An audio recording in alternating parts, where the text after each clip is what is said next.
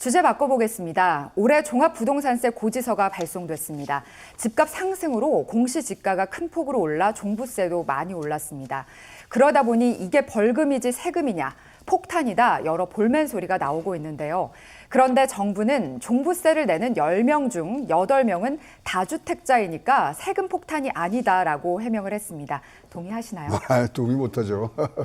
왜냐하면 진짜로 종부세라는 것 자체가 지금 실현되지 않은 소득에 대한 지금 이 세금을 매기는 거거든요. 그래서 과거에는 이거에 이제 헌법소원까지 이제 나가 있던 부분들이 있는데 이 지금 종부세 뭐 내야 되면 냅니다만은 지금 스케줄로 보면 굉장히 부담이 될 수 있는 부분들이 많습니다. 현재 뭐 전 국민의 1.3%인 뭐 66만 명만 하기 때문에 뭐 크게 문제되는 거 아니냐 뭐 이런데 자. 한 예를 들게 서초의 반포자이 작년이죠. 작년에 196만 원을 냈다고 합니다. 25평형에. 근데 이제 올해는 429만 원을 내요. 근데 21년 내년도 되면 800만 원을 냅니다. 이것 또한 너무나 급한 지금 속도로 올라가는 부분을 과연 그럼 시장에서 뭐 막아낼 수 있느냐? 집주인들 굉장히 이 합리적이고 이제에 밝으신 분들이기 때문에 어떻게 하든지 이것을 집값에 얹히든지 전세값에 올리든지 굉장히 많은 부작용들이 나올 텐데 지금 종부세를 단지 올려서 우리가 앞에 말하는 이런 3차 재원 지원금의 재원을 만드는 건지 잘 모르겠습니다만은 세금은 굉장히 시장의 뭐 소위 말하는 변동성을 줄이는 방향으로 가야지 이렇게 너무 과격하게 들어오면 진짜로 이 부분에 대한 세금 저항, 국민의 세금 저항, 조세 저항은 굉장히 크리라고 보여집니다. 네. 그런데 다른 목소리도 있습니다. 나도 종부세 낼 만큼 부자였으면 좋겠다. 정부에서 종부세 많이 나올 거라고 해서 긴장했는데 괜히 긴장했다. 종부세가 세금 폭탄이라는 건 일부 보수 언론들이 만들어낸 말풍선에 불과하다. 이런 얘기도 많이 들어보셨죠? 네, 그렇습니다. 사실 뭐 종부세 대상자가 많이들 알고 계시지만 1.3%에 불과해요. 그중에 65%는 연 100만 원 이하입니다. 시가로 13억 5천만 원 정도 가진 분들, 이거는 뭐 그 종부세 대상자죠. 근데 이게 한 8만 원 정도 네요. 14억 5천 정도 돼야 제가 알기로 한 30 몇만 원 정도 되는데 이것도 뭐 장기 보유라든지 아니면 노인공제를 받게 되면 확 줄어듭니다. 이게 뭐 종부세를 갖다가 안 내는 사람들이 실제로는 99% 아닙니까? 어떻게든지 종부세를 안 내는 분들은 이 종부세를 내고 싶다는 조금 아까 앵커께서 말씀하셨다시피 그러고 싶은 마음이 굴뚝 같죠. 그렇지만 내고 싶어도 못 내는 게 현실 아니겠습니까? 그러면은 집값이 그동안에 얼마나 올랐냐 이거예요. 가령 뭐 한 10만 원 정도 내는데 13억 5천만 원짜리가 올해 같은 경우에 한 2, 3억 정도 올랐을 거예요. 그런 집들이. 그러면 100년 이상을 내고도 남는 돈인데 이걸 갖다 종부세 폭탄이라고 하는 거는 어떻게 보면 대량살상 무기 아니겠습니까? 종부세 뭐 총탄 정도는 모르지만은 폭탄이라고 표현을 하는 거는 언론의 과대 포장이 아닌가 저는 개인적으로 그렇게 생각을 하고 있습니다. 제가 윤평론가님께 하나 여쭤봐도 될까요? 네네. 집값을 집주인이 올렸나요? 그건 아니지 않습니까? 집주인이 올린 건 아니지만 결국은 이 사회가 올린 거고 그 사회가 여기 가령 뭐 도로를 깐다든지 아니면 주거 환경이 좋다든지 뭐 등등을 해서 강남으로 온 국민의 세금이 쓰인 거 아니겠습니까? 그 강남에 살고 계신 분들, 종부세 대상자분들은 어떻게 하게 되면 국가의 어떤 혜택을 보고 있는 거고요.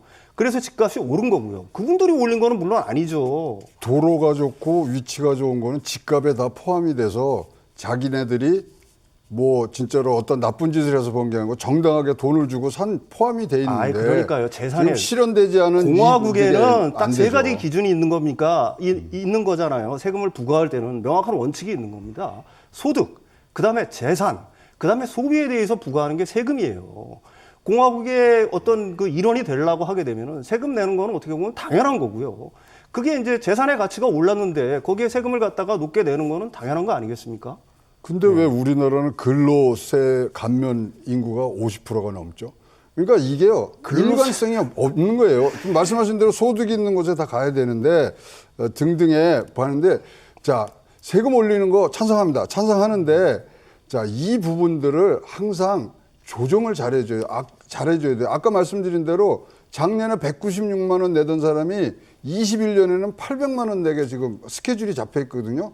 그거를 내지 말자는 게 아니고 그 정도를 다 이 너무나 급격하게 올라가는 부분들을 컨트롤 해줘야 되는 게 나라 일이 아닌가 이렇게 싶습니다. 네. 아니 말씀. 네. 예. 어쨌든 미리 종부세 걱정을 했었던 종부세 대상자들에게는 계획이 있었던 걸까요? 증여도 많이 늘었다고 합니다. 종부세가 증여세보다 좀 낫나요?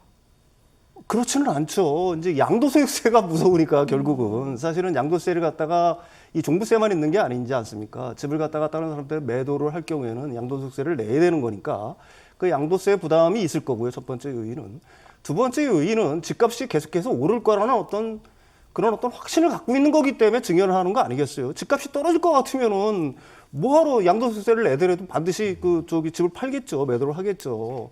근데 이제 한국에 어떻게 보게 되면은 우리나라 사람들이 이제 상당히 많은 사람들이 갖고 있는 생각 중에 집값은 절대 떨어지지 않을 것이다. 어떤 부동산 불패 신화가 있기 때문에 이걸 갖다가 남한테 파느니 사실은 증여하는 게 훨씬 이득이다. 장기적으로 봐서. 이렇게 판단을 하기 때문에 양도보다는 증여를 하는 거라고 봐야 되겠죠. 네. 종부세 대상자들에게 또 하나의 계획은 월세를 올리면 되겠다입니다.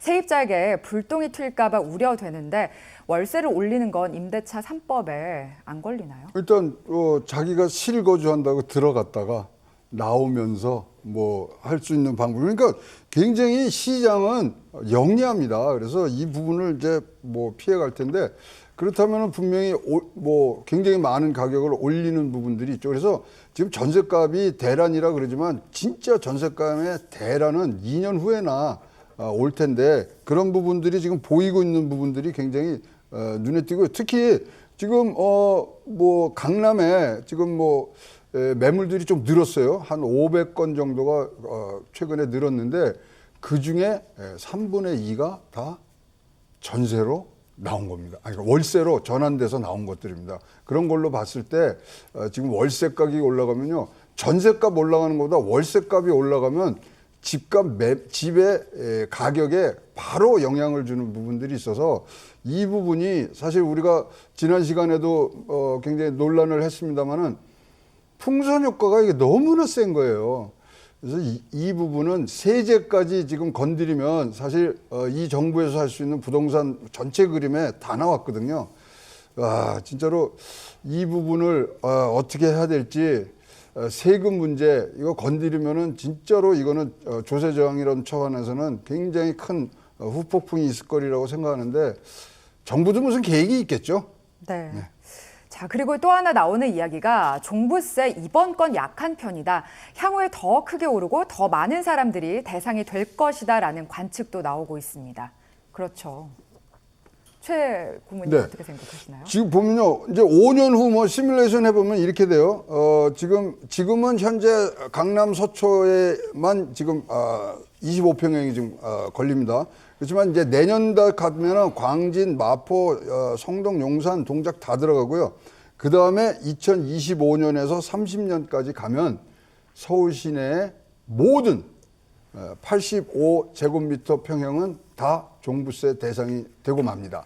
그러니까 이게 지금 뭐 1점 몇 프로의 사람이 세금을 내니까 이거 뭐 폭탄 아니야 그러는데 폭탄이 시한폭탄이에요.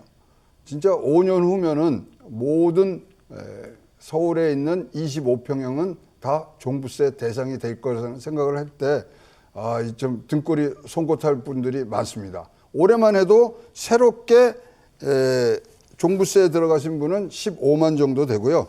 그다음에 3년 전에 지금 평균 시세 10억이 지금은 평균 시세 16억으로 나와 있기 때문에 내년에 또 올해 14만 7천 명보다 훨씬 많으신 분들이 종부세 대상이 되시리라고 봅니다. 네.